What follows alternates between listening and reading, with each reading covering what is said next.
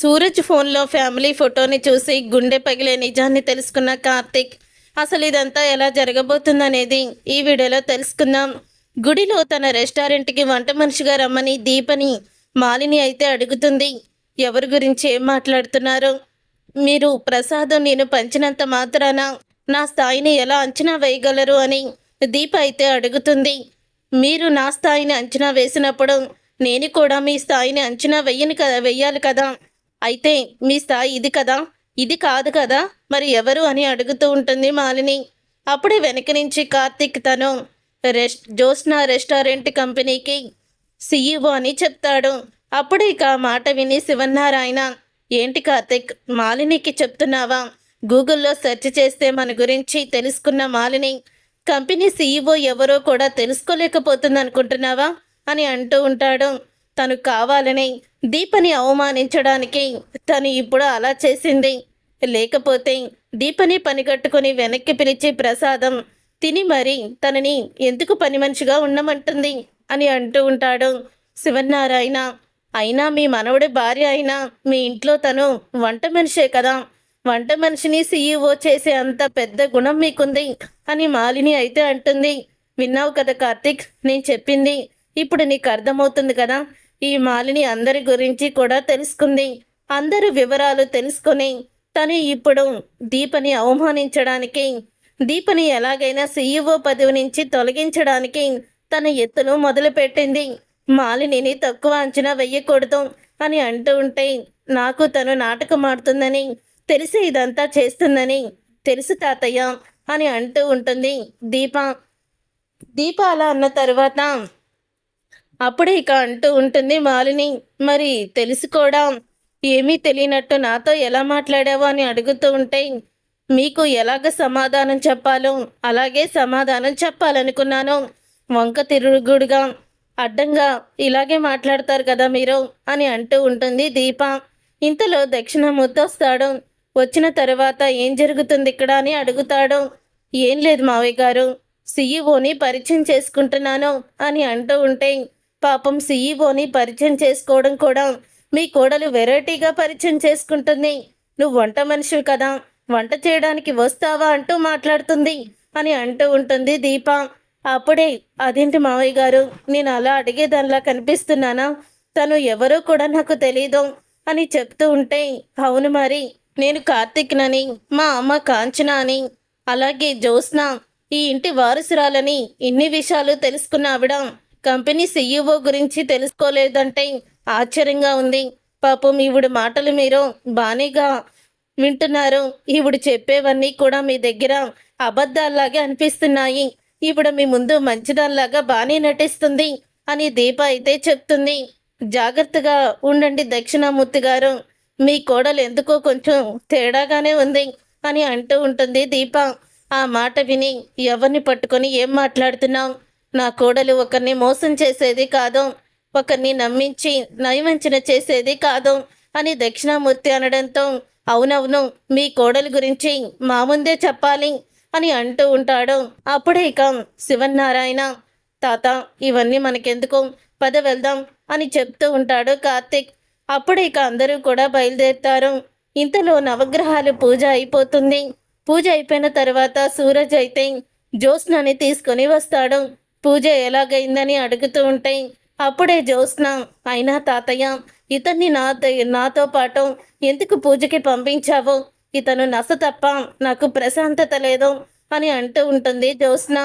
ఏం చేశాడు అని అడుగుతూ ఉంటే శివనారాయణ, చెప్పండి జ్యోత్స్న గారు, నేనేమన్నానని మీరెందుకు అలాగా నా మీద విరుచుకుపడుతున్నారు?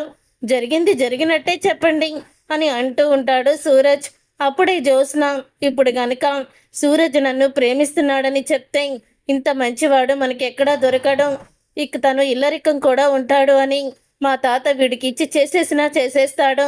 ఇప్పుడు నోరు తెరిచి నిజం చెప్పకపోవడమే రైటు అని అనుకుంటూ ఉంటుంది జ్యోత్స్న. తర్వాత ఇక జ్యోత్స్నని చూస్తూ ఉంటుంది మాలిని. జ్యోత్స్న మన ఇంటి కోడలైతే ఎలా ఉంటుంది మావయ్య గారు అని అడుగుతూ ఉంటుంది. అప్పుడే ఇక మాలిని, చాలా బాగుంటుందమ్మా, నేను కూడా అదే అన్నాను, కనీసం వేళ్ల పెళ్లితో అన్నా నా కూతురు నా దగ్గరికి వస్తుందేమో అని దక్షిణామూర్తి అంటూ ఉంటాడు. నేను ఫిక్స్ అయిపోయిన మావయ్య గారు, జ్యోత్స్నానే మన ఇంటి కోడలు అని అంటూ ఉంటుంది మాలిని. ఆ దేవుడు సమక్షంలో నువ్వు ఈ నిర్ణయం తీసుకున్నావమ్మా, నాకు చాలా హ్యాపీగా ఉంది అని దక్షిణామూర్తి అంటాడు. కానీ జ్యోత్స్నాకి కొంచెం పొగరెక్కువ, తనే గొప్పదనుకునే కొంచెం స్వార్థంగా ఆలోచిస్తుంది అని అంటూ ఉంటే, ఆడదానిలో ఆ మాత్రం పొగరు ఉండాలే మావయ్య గారు అని అంటూ ఉంటుంది మాలిని. తర్వాత ఇంటికైతే వెళ్తారు. వెళ్ళిన తర్వాత అప్పుడు ఇక అంటూ ఉంటుంది జ్యోత్స్న కార్తీక్తో, బావా నీతో ఒక విషయం మాట్లాడాలి అని అంటూ ఉంటే, నాతో మాట్లాడాలా, ఏం మాట్లాడాలి అని కార్తీక్ అడుగుతాడు. ఏం లేదు బావా, సూరజ్ని చూస్తుంటే నాకెందుకో తను నిజంగానే దక్షిణామూర్తి మనిషిలాగే కనిపిస్తున్నాడు అని అంటూ ఉంటే, నీకెందుకు అనుమానం వచ్చిందో, నిన్నే కదా తాతకొచ్చిన అనుమానాన్ని క్లారిటీగా తెలుసుకున్నాడు, మళ్ళీ నీకు అదే అనుమానం వచ్చిందా, నీ ముందే కదా ఇదంతా జరిగింది అని కార్తీక్ అడగడంతో, నువ్వు చెప్పింది నిజమే బావా, తాతయ్య మొత్తం కూడా పరీక్షించాడు, కానీ నాకెందుకో తన మీద, అదే ఆ సూరజ్ మీద చాలా అనుమానాలే ఉన్నాయి. ఈరోజు కూడా అచ్చం ఆ మాలిని మాట్లాడినట్టే సూరజ్ మాట్లాడాడు, నాకు అప్పుడే అనుమానం వచ్చింది అని చెప్తూ ఉంటుంది జ్యోత్స్న. అప్పుడే కార్తీక్ మనసులో, నువ్వన్నట్టే నాకు కూడా ఎందుకో అప్పుడే సూరజ్ మీద కొద్దిగా అనుమానం మొదలైంది జ్యోత్స్న. కానీ ఈ విషయం నీ ముందు బయట పెడితే మళ్ళీ నువ్వు ఎంత పెద్ద రాద్ధాంతం చేస్తావని భయమేసి నేను నిజాన్ని బయట పెట్టలేదు అని అనుకుంటూ ఉంటాడు కార్తీక్ మనసులో. ఏంటి బావా, నేను మాట్లాడుతుంటే నువ్వేమి మాట్లాడుకున్నా అలా మౌనంగా ఉండిపోతావేంటి అని అడుగుతూ ఉంటుంది జ్యోత్స్న. మనుషుల్ని అనుమానించడం మానేసి నువ్వు నీతిగా నిజాయితీగా ఎలా బ్రతకాలో ముందు వెళ్ళి నేర్చుకో, తర్వాత మరొకరి గురించి అంచనా వేద్దువు గాని అని కార్తీక్ చెప్తాడు. కానీ తనకు కూడా సూరజ్ మీద అనుమానం మొదలవుతుంది. ఉదయం అవ్వంగానే సూరజ్ అయితే ఇక దీప క్యాబిన్కి వెళ్తాడు. ఫోన్ అయితే తన టేబుల్ మీదే వదిలేస్తాడు. అప్పుడే అటువైపుగా వచ్చిన కార్తీక్ సూరజ్ ఫోన్ చూస్తాడు. సూరజ్ ఫోన్ చూసి, ఇది సూరజ్ ఫోన్ కదా అని అనుకుంటూ ఉంటాడు. ఇక లాక్ అయితే ఓపెన్ అయ్యే ఉంటుంది. ఇక లాక్ ఓపెన్ చేయడంతో అప్పుడే ఇక కార్తీక్ ఓపెన్ చెయ్యంగానే అందులో ఒక ఫోటో అయితే కనపడుతుంది కార్తీక్కి. ఫోటో కనిపించగానే ఒక్కసారి షాక్ అయిపోతాడు.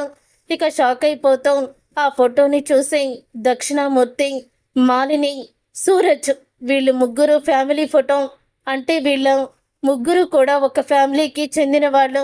సూరజ్ మాలిని కొడుక, దక్షిణామూర్తి మనవడా, మరి ఏమీ తెలియనట్టు ఎందుకు మా ముందుకు వచ్చి నాటకం ఆడుతున్నాడు, ఏమీ తెలియనట్టు వాళ్ళ తాతని వాళ్ళ అమ్మని గుడిలో కలుసుకున్నప్పుడు వీళ్ళిద్దరి మధ్య జరుగుతున్న గొడవ కూడా మనకెందుకులే అని ఏమీ పట్టించుకోకుండా మా ముందు ఎందుకు తిరిగాడో, అసలు తను ఏ ఉద్దేశంతో ఇంటికి దగ్గర అవ్వాలని చూస్తున్నాడో మొత్తం కూడా కనిపెట్టాలి.